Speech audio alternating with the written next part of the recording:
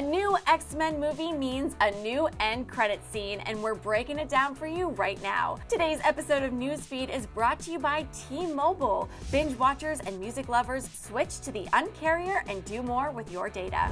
Did the X-Men apocalypse scene leave you scratching your head? Don't worry, we got you covered. Before we get started, if you haven't guessed by now, there will be spoilers ahead, so proceed at your own risk.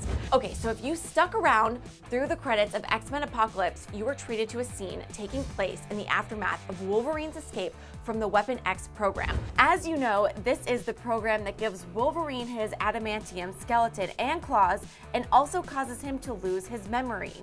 In this scene, a man walks through the wreckage and dead bodies that Wolverine left behind in order to find a vial of blood marked Weapon X. He places the vial into a briefcase labeled SX Corp. While it's a fairly simple scene, it gives massive hints to the future of the X-Men movie universe. First up, the Weapon X, referred to on the vial, is Wolverine, and this is his blood.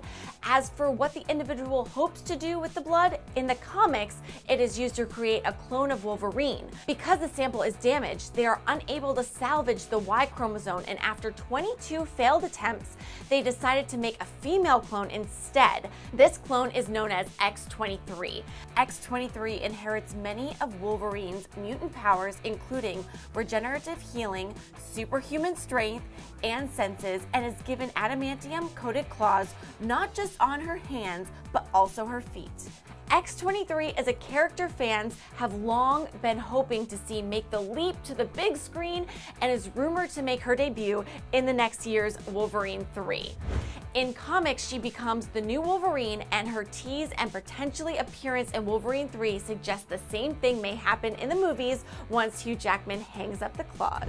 As for XX Corp on the briefcase, this is a reference to a character named Nathaniel Essex. Essex is a 19th century scientist who is genetically altered by Apocalypse, who becomes the villain known as Mr. Sinister. In addition to becoming the possible new villain in the next X-Men movie, his introduction could have a massive impact on other films in the franchise as well. In some comic book storylines, he is responsible for the creation of X-23, and therefore could show up in the next year's Wolverine 3. He also has a connection to Gambit, who is set to get his own movie starring Channing Tatum. In the comics, Gambit seeks out Sinister in order to help him control his powers, and in exchange, Sinister tasks Gambit with forming a group of mutant criminals known as the Marauders.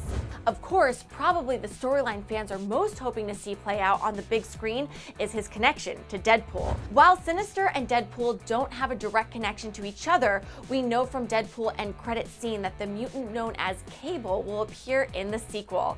In the comics, Cable is a mutant from the future that is the son of Cyclops and a clone of Jean Grey, created by Sinister in order for them to create the perfect mutant to destroy Apocalypse. While we may not see this story play out exactly in the future X-Men movies, all of the pieces are definitely being put into place, and this end credit scene hints that at least some elements will be explored. So there you have it, a breakdown of the X-Men Apocalypse end credit scene and what it could potentially mean for future films. Are you excited to see X-23 and Mr. Sinister introduced into the X-Men movie universe? Share your thoughts in the comment section below, and then click right over here to check out some of our favorite Marvel end credit scenes. I'm Megan LaMontagne, thanks for watching, and we'll see you soon for more movie news. Click to the left to check out some of our favorite X-Men movie Easter eggs, or to the right to find out how we think Apocalypse will fare against the other big movies releasing this summer. Thanks again to T-Mobile for sponsoring this episode. Only T-Mobile lets binge watchers and music lovers do more with their data.